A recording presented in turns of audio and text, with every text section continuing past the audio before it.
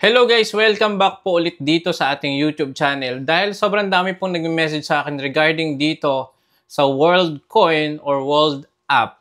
Kung paano nga ba mabenta or paano bumili. For today's video guys, ituturo ko sa inyo paano nga ba ako nag-transfer mula sa Binance papunta sa PDAX and then nag-transfer tayo guys ng USDT to PHP para makabili tayo ng World Coin. So, ito yung World Coin natin, guys. Meron tayong 480 na World Coin na i-hold lang po natin ito.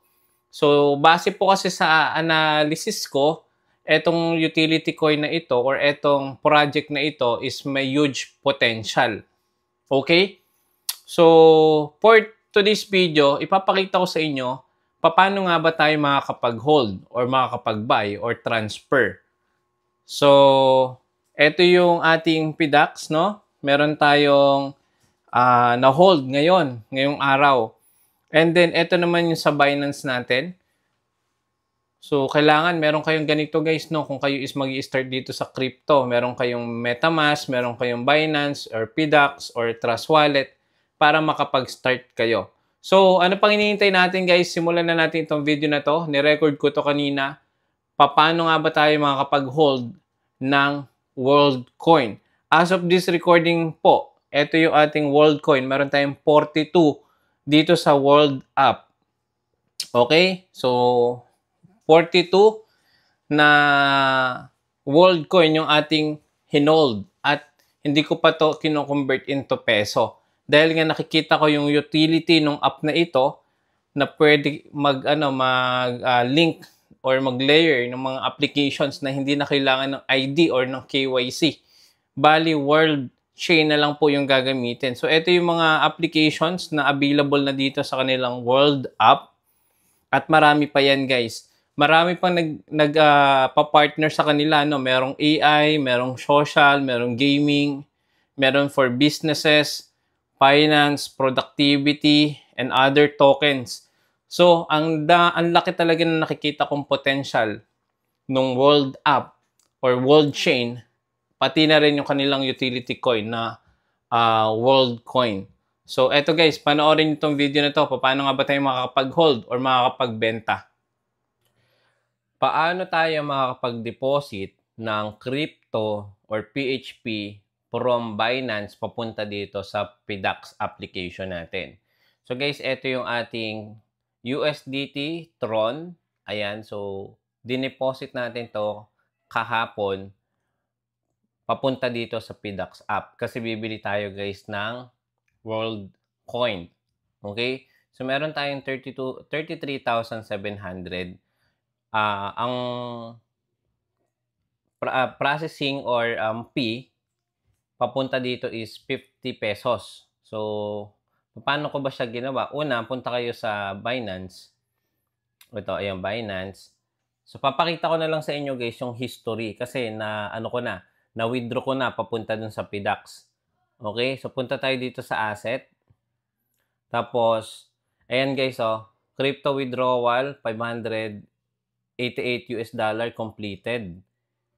Okay, yan yung kahapon. Okay, saan natin makikita yung history? Punta dito sa spot. Then, i-click mo yung history sa may gilid. Ayan. So, ito yung deposit. Ito naman guys yung withdrawal. Sa withdrawal tayo. Ito yun. So, withdraw tayo from Binance papunta sa PDAX. Click natin to. Ayan. So, makikita nyo guys dito, yung network is TRX address. Ito yung TRX address natin. Okay? Then, yung amount is 589 USDT. Yung network fee, guys, papunta sa PDAX is 1 USDT or approximately nasa 58 pesos. Okay? So, winidraw ko to February 21. Military time to 19:23. So, 7:23 yan ng gabi. Okay? Tapos, ito yung ating wallet address ng PDAX. So, saan makikita yan? Punta ka dito ulit sa PDAX. So, sample, magde-deposit tayo dito or ito, USDT Tron. Ayan. So, deposit. Ito yon yung USDT TRX. So, copy nyo yan. Ayan yon. Ito yung pinaste natin dito sa Binance. Okay, so ito yon. Okay, para malinaw na galing talaga yan sa Binance papunta sa PDAX. Okay? So next, balik tayo sa PDAX. Ngayon, ay tuturo ko sa inyo naman paano naman tayo guys purchase ng any crypto dito sa PDAX. So ngayon, ang aking bibilin guys is yung World Coin kasi bumaba siya. Ayan, World ID o yung World Chain. Ayan. So, ito yung World Chain, guys. Okay? So, bibili tayo ng World Chain. I-ano lang natin yan. I-hold lang natin. Dahil nga, alam nyo naman, di ba, yung World App is na, ano na yan, na-launch na dito sa Pilipinas. Yung iba is nakapag-verify na sila. So, sa nagtatanong, paano mag-verify? Depende sa lugar yan kung merong orbs verification sa lugar nyo. So, ito yung ating, tawag dito, World Chain Coin. Ayan yan. So, meron tayong 42. Nasa almost 3,000 yan. 3,200 yan kahapon. Ngayon, bumaba siya, guys. So, naging 68. Diba? So, ngayon, i-hold natin yan. Bibili tayo. Okay? So, wala kasi dito ang purchase Pero, bibili tayo. Hold lang natin sa PDAX. Okay? So, balik tayo sa PDAX. Then, kailangan natin guys dito, syempre, meron tayong PHP. Okay, so paano natin guys mako-convert yung ating USDT, pa-convert siya ng PHP. Okay? So, search natin dito guys, USDT. Ayan. Tapos, ito yung may balance natin, 588. Ayan na siya guys, 'di ba? So tama 'yan. Ang gagawin natin guys is trade now. So yung kung bibili kayo guys, ang presyo is 58.52. Pero kung isa-sell nyo, siyempre mababa 'yan, 57.25. So yaan na natin, ganun talaga pag mga crypto. Diyan sila kumikita sa buy low, sell high. Okay? So click natin tong trade. Ayan. Ang gagawin naman natin guys is sell. Again, i-check nyo USDT/PHP. Ayan, so i-max natin to. Ayan, so i-max natin. So, masisell natin siya guys, market sell price 57.25. Yung ating USDT is 588. Okay? So ngayon, click sell. Mako-convert na yan guys into PHP. So, ito yung mako-convert natin. 32,727 mare-receive natin. Okay, so click confirm nyo lang kapag okay na. And then, may mga promo code yan. Depende kung meron kayong promo code, i-input nyo. Ayan, so request code ulit. Then, confirm lang natin. Yung piece, wala po walang piece yan. Confirm. So, trade success. So, dito makikita natin February 22 as of this recording, 8:46 AM. Yung transaction ID 2296247, transfer type sell, USDT TRX to PHP. So, 1 USDT TRX is equivalent to 57.275. Wala tayong nilagay na promo code. Ayan, ang mare-receive natin is 33,727. Okay, so view asset dashboard tayo. Ayan. Okay, makikita nyo guys dito, 0 na siya. Ayan, di ba? 0 na.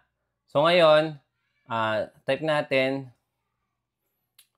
pwede na kayo dito bumili ng World ID or World Chain or World Coin. Ayan na siya guys. So, kung bibili tayo, nasa 69.94. Kung ibebenta natin, 66.91. Okay, so, trade. Ayan siya, guys. And then, ang conversion natin, pwede PHP to world chain. So, baliktad natin. Hanapin natin. PHP. Wala siyang PHP. Yun talaga, guys. Okay. Yan. Click natin. Try natin. So, trade now. Buy tayo. Max natin. So, 33,727. Ayan yung makukuha natin na wall chain is 482. Okay? So, 482 0.199. Okay? So, click natin buy. So, yung makukuha natin is 480 na world coin. P is 0 pesos. Confirm lang natin. Ayan. So, successful na tayo. Nakabili na tayo ng world coin. So, yung trading fair niya, ayan, WLD to PHP. Then, 480 yung world coin natin. So, yon. So, yung equivalent niya is 33,727. So, click natin sa View Asset Board. Ayan. Check natin. So, eto na guys. Meron na tayong world chain. So, meron na tayong 480. So, i-hold ko lang yan guys, no? Possible kasi, maganda yung future ng world coin or world app. Ang dami niyang utility guys. So, mag-hold lang tayo niyan. And, wait lang natin. Kapag tumaas to, sabihin natin ay yung world coin, tumaas siya guys ng, sabihin natin as of this recording, nasa 70 pesos siya. Sabihin natin tumaas siya guys ng 200 pesos or bumalik siya sa dati niyang peak na 200. Times natin sa 200. So, may kita na tayo guys dito. So, yung 480 natin is equivalent na siya sa 96.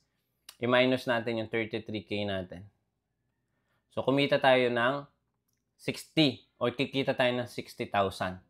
So, yun lang I suggest. Pwede lang kayo mag-speculate katulad ng ginagawa natin. Or pwede kayo mag-trade. Actually, hindi ako sanay mag-trade. Ang gawa ko lang is buy low, sell high. Yun lang gawa ko. Kahit 10% lang naman ang kitain natin dito. Sabihin natin, sa 480 times natin mag-up siya ng 10%. So, meron tayong 48 na nakukuha sa 10%, di ba? So, times natin sa 70. So, 3,360 din yan. Kapag nag-up siya ng 10%. Not bad, di ba? Kung bababa ng 10% per day, up ng 10% per day, so, depende kung ano yung way nyo para kumita dito. So, yun. Bukod pa guys yung ating hino-hold dito sa World App. Ayan, nasa Bolt siya. Ayan. So, maganda kasi dito sa World App, guys, is yung utility. Nakikita nyo to, guys, yung mga applications na nakalink. Before, ang ginagawa, di ba natin KYC, mag-send pa tayo ng ID, ng picture, para tayo is makapag-register. So, dito hindi na, ang gamit na is World ID na, mas mabilis na yung pag-link ng app dito sa sa world chain, di ba? So, yan. Automatic na yan. So, yung WorldCoin, guys, yan yung nakukuha natin for verification, no, ng iris natin dun sa orbs. So, sa next video, tuturo ko sa inyo ano pa ba yung advantage nito, ano yung disadvantage. Kaya huwag niyo kalimutan mag-subscribe. I-click mo yung bell notification dyan. Ituturo ko naman sa inyo paano tayo mag-out ng pera from PDAX papunta sa GCash or other banks. Maraming salamat. See you again sa next video. Bye-bye.